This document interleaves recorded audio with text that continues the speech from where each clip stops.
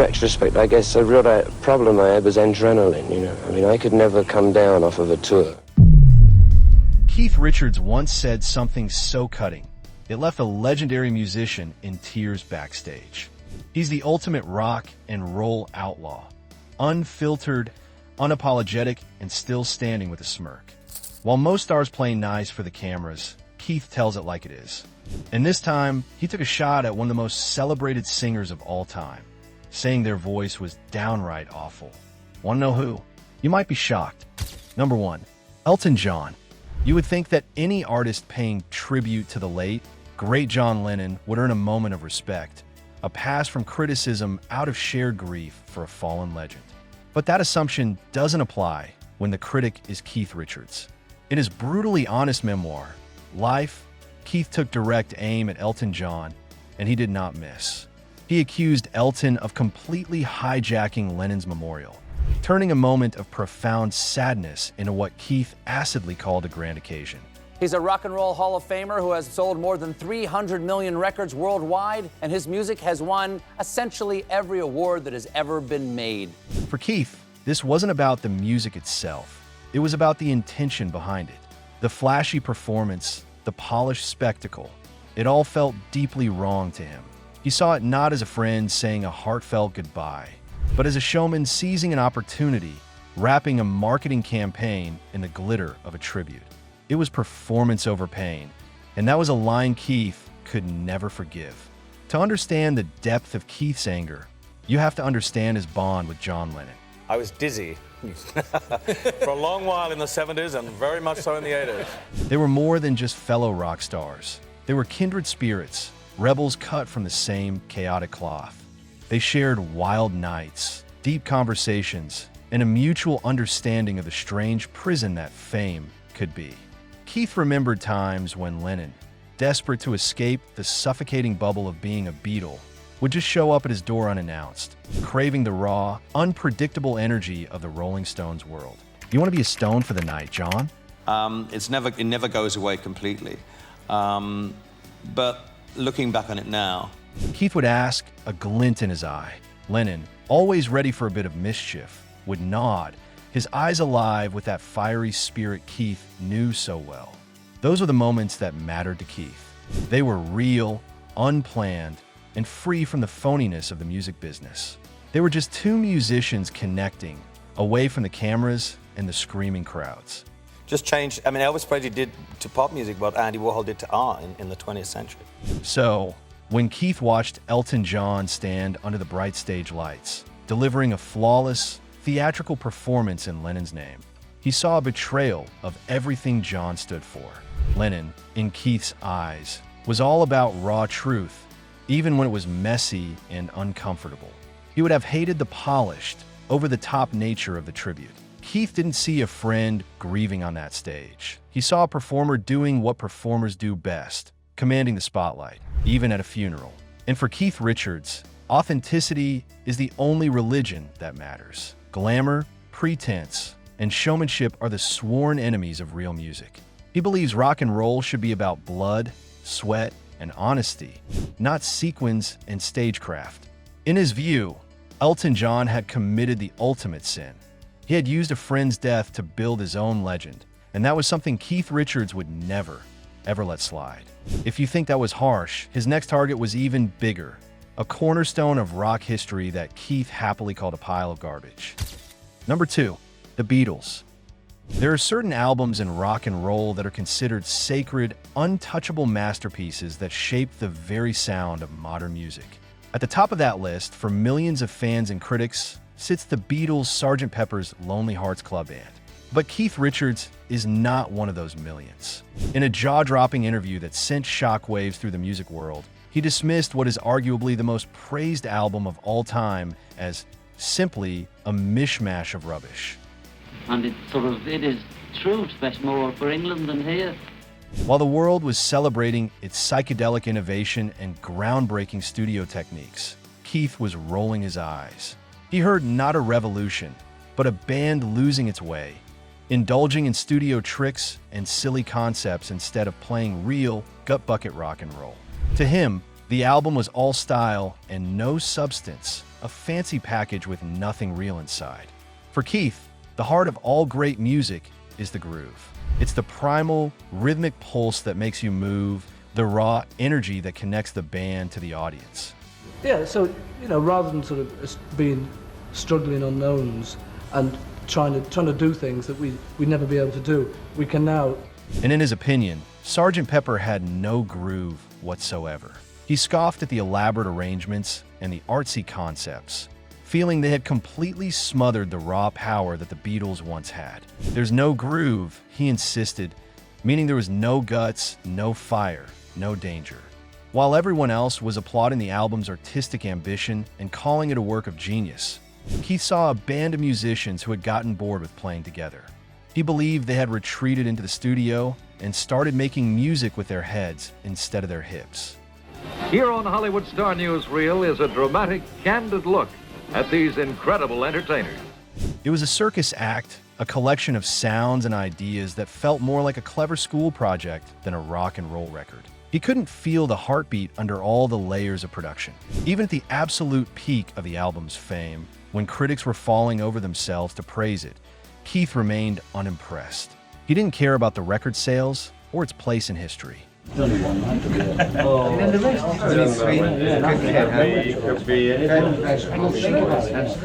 If the music didn't hit you in the chest, if it didn't feel like it was born from real struggle and passion, it wasn't worth his time. That's the essential truth of Keith Richards. He is never fooled by glitter. He trusts his gut, not the charts. He couldn't connect with Sgt. Pepper because it felt calculated, self-aware, and safe. It was a band showing off how clever they could be in the studio, but in the process, they had forgotten to rock. I said sport makes me ill. Sport makes you ill. Makes me ill, too. Yeah. What makes you feel good? While the Rolling Stones were busy making gritty, blues-drenched albums like Beggar's Banquet, the Beatles, in his view, were off making cartoon music. The fundamental difference in their philosophies was never clearer. The Beatles wanted to expand the mind, but Keith just wanted to move the bones, and he believed you couldn't do both at the same time. His attack on that sacred album was bold, but his next one was aimed at the kings of hard rock, a band worshipped by millions as gods. Number 3. Led Zeppelin. They had the thunderous riffs, the mystical stage presence, and the roaring stadium crowds chanting their name like a prayer. Led Zeppelin was, for a generation, the very definition of a rock and roll god. But to Keith Richards, the gatekeeper of grit, they were missing the single most important ingredient: soul. Over the decades, in countless interviews, Keith has consistently dismissed the iconic band with a few sharp, cutting words. His main criticism? He found their music to be completely hollow. George Harrison, Paul McCartney, John Lepper. While millions of fans were captivated by Zeppelin's explosive power and epic songs, Keith simply couldn't connect. He heard a band that was technically brilliant but emotionally empty, a collection of amazing parts that never quite added up to a meaningful whole. The chemistry, in his opinion, never truly caught fire in a way that felt real or raw. He was always careful to give credit where he felt it was due. He tipped his hat to Jimmy Page, admitting he was one of the best guitar players he had ever known. He could respect Page's skill and precision on the instrument. He even acknowledged the raw, animal power of their drummer, John Bonham. But in true Keith fashion, he couldn't resist adding a little jab. After about the first 3 minutes, I realized where we were and what we were doing, and it became... I was pleased with it, yeah. I thought we might be a little shaky because we always... He said Bonham's drumming was often too heavy-handed for his taste. That overpowering, bombastic style, Keith argued, lacked the one thing all great drummers need: swing. It was all thunder and no feel, a relentless pounding that left no room for the subtle, bluesy rhythm that makes rock and roll breathe. It was a technical marvel, but it didn't have a heartbeat. Subtlety is a nice word. I know it's got a B in it and you can't hear it. Maybe that's why it's subtle, you know? And I think that... And then there was the frontman, Robert Plant. To Keith, Plant wasn't a groundbreaking vocalist. He was a caricature, a showman doing a great impression of a rock god. Like an English Elvis, Richards once mocked, poking fun at the dramatic poses, the flowing hair, the microphone twirls. It was all spectacle, pure theater wrapped in reverb. It was flash over fire, performance over presence. Sometimes we say, oh, no, forget that altogether. So we're really tied up with our own stuff too, you know? This is the line that Keith Richards has always drawn in the sand. There is real, authentic blues-based rock, and then there is empty showmanship. In his eyes, Led Zeppelin leaned way too far into the world of fantasy and theatrics. They lost the raw, human emotion that makes music unforgettable. For Keith, rock and roll is supposed to be about pain, truth, and a little bit of dirt. It's supposed to bleed. Led Zeppelin's music, to him, only shimmered. If that dismissal of a rock giant was bold, his opinion on a one-man pop empire from the 80s was even more brutal. In fact, what do we use furs for nowadays? Oh, to keep warm, yeah. I can't remember much about that, David, really. Number 4, Prince. He danced in high heels, played guitar solos that sounded like they were forged in lightning, and completely dominated the pop charts with his unique mix of funk, rock, and raw, sexual energy. Prince was a phenomenon, a one-man musical empire who broke down barriers and redefined what a pop star could be. But to Keith Richards, the master of stripped-down, three-chord truth, Prince was the definition of style over substance. And in those types of... So there was no clash over what you would record or what kind of music you were singing, etc.? No. None of that? No creative issues whatsoever. And they were gracious enough to allow me... At the absolute peak of Prince's fame in the 1980s, when the world was hypnotized by his talent, Keith didn't just critique him. He dismissed him completely and utterly. In one of his most savage public comments, Keith called Prince an overrated expletive, shrugging off his genre-bending sound and electrifying stage presence as nothing more than a cheap trick. While most people saw Prince as a true visionary, Keith saw a glitter-covered distraction, an artist wrapped in ego and theatrics. Aretha Franklin, every 3 months there's a new album. James Brown, every 3 months there was a new single and album. Keith simply did not care how many instruments Prince could play. He wasn't impressed by the outrageous outfits, the incredible vocal range, or the sold-out arena tours. What Keith wanted, what he has always needed from music, is soul. He needs to feel the grit, the struggle, something real and honest. And in his eyes, Prince's entire act was more about shocking people than it was about showing genuine passion. Yeah, they ask all the time, but this time they had a lot of musical guests on the show, and I just wanted to be a part of it. He saw it as a carefully constructed performance, perfectly packaged and marketed for the MTV generation. It was an act built for the spotlight, not for the spirit. This opinion came from a lifetime spent in a different world. Keith came up from the trenches, from smoky blues bars and dirty dive clubs where the guitars screamed with real pain and the songs were built from blood, heartbreak, and cheap whiskey. Contrary to what a lot of people might believe, it was never somebody who was my contemporary.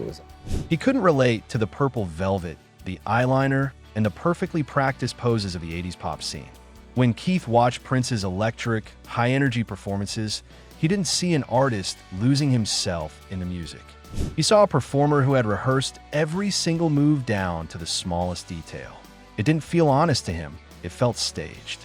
Naturally, Prince's legions of fans were furious. Without him, nothing worked. How could a rock and roll veteran like Keith Richards be so blind to the genius of an icon like Prince? But Keith, as always, did not back down. That has never been his style. For him, telling his truth is always more important than being popular, even if that truth makes millions of people angry. He saw Prince not as a revolutionary artist, but as the ultimate showman. And in Keith's book, that was no compliment. It was a judgment, a final verdict from the high court of rock and roll authenticity.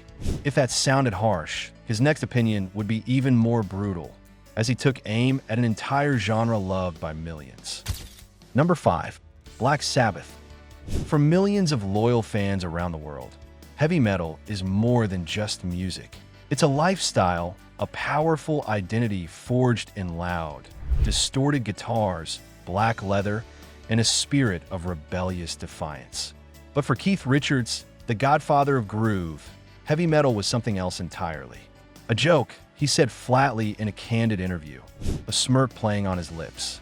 With that one word, he dismissed an entire genre.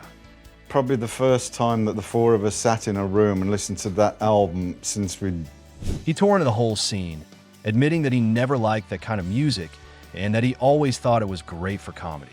The deep, growling vocals, the head-to-toe black leather outfits, the devil horns hand gesture. It all struck him as completely cartoonish rather than powerful or compelling. He just couldn't take it seriously. His dismissiveness was especially aimed at bands like Black Sabbath, the group that many people credit with inventing the entire genre of heavy metal. But seriously, Geezer, your whole life falls apart, right? Yeah, but the whole band was falling apart at that. To Keith, Sabbath didn't sound dangerous or threatening. They sounded theatrical. It was all bark and no bite. He saw the entire genre as rebellion dressed up in a costume. Music that was loud just for the sake of being loud and menacing without any real meaning behind it. He listened to their music and didn't hear the raw, honest truth he valued so much. Well, I think everybody to their own thing, you know. I mean, I think that they ought to review the thing more than... He just heard noise pretending to be deep. Even the basic building blocks of heavy metal, the heavy, down-tuned power chords and the pounding, relentless drums, felt like overkill to him. It was all shock and no substance. Where millions of fans heard thunderous power and a primal, cathartic energy, Keith just saw posturing and parody. Well, you guys know how hard it is to put together a band and actually have it work and actually make a career. He truly believed that real, dangerous rock and roll didn't need a costume to get its point across. It didn't need to hide behind a mask of makeup or a wall of Marshall amps.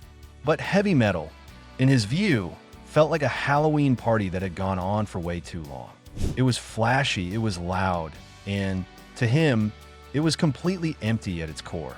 No, but you know, he's never ever let me down. The lyrics, I mean, I might not understand what I'm singing about for the song, but... The blues masters that Keith worshipped, like Muddy Waters and Howlin' Wolf, were genuinely dangerous men who lived hard lives, and you could hear that truth in every note they played. He didn't hear that same kind of truth in heavy metal. Metal fans, of course, were outraged by his comments. But Keith couldn't have cared less. As always, he was speaking from his gut, not from a public relations playbook. He wasn't on a mission to make friends or flatter genres he didn't respect. If metal fans felt attacked, the next group might have taken it even more personally because they idolized Keith and his band. Number 6, Oasis. They walked with the same swagger, borrowed the same rock and roll attitude, and openly chased the same kind of gritty, world-conquering stardom. The Britpop giants of the 1990s, Oasis, never hid their love for the Rolling Stones. They praised them in interviews, modeled their sound after them, and wore their influences like a badge of honor. But Keith Richards, the object of their hero worship, was not flattered. In fact, he was mostly just annoyed. For Keith, a band admiring you means absolutely nothing if their own music doesn't have any real heart or substance. We always get badgered about in interviews about best-ofs. And I've never been one for greatest hits, but best of.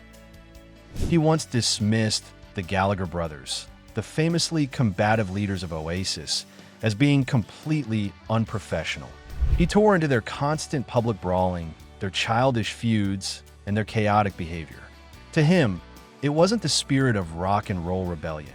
It was just ego-fueled drama, a soap opera for the tabloids that had nothing to do with the music. For Keith, the drama in rock and roll should come from the songs, from the raw power of the performance, not from two brothers punching each other backstage. All right, man, have you guys got a record deal? So we said, no. He says, do you want one? So we said, where have you went? Creation? So we said... He saw Oasis as a band that had copied the look of the Rolling Stones without understanding the soul. They were, in his eyes, chaos copycats. They had the attitude down, but they had missed the entire point. And when the brash lead singer, Liam Gallagher, finally got the chance to meet his idol, the encounter was pure, uncut Keith Richards. Liam recalled seeing Keith at a bar and nervously approaching him, hoping for a moment of connection with the legend. So, it's just gone from there, really, but we don't do it. Well, I don't do it at all. These guys don't do it every night because they can't afford to do it anymore. But the real blow was yet to come. Keith leaned in closer, a mischievous smirk on his face, and delivered a verbal slap that was both hilarious and brutal. One thing I've always wanted to know, Keith said, looking Liam straight in the eye, "Who's the bigger expletive, your singer or mine?" There was no handshake, no words of praise or encouragement, just a quick, cutting remark designed to put the young rock star in his place. It was ruthless, it was brutally honest, and it was classic Keith. He walked past me with a guitar in the case, I'd hurl abuse at him and go, "Weirdo," I go, "Weirdo." But underneath that sharp wit and stone-cold delivery was something much deeper. It was a fierce, almost fatherly love for the integrity of rock and roll. To Keith, this music wasn't just noise and fame.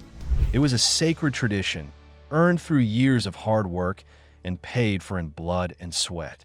He saw a direct, unbroken line from the Mississippi Delta bluesmen to the dimly lit clubs of London, and he considered himself a custodian of that lineage.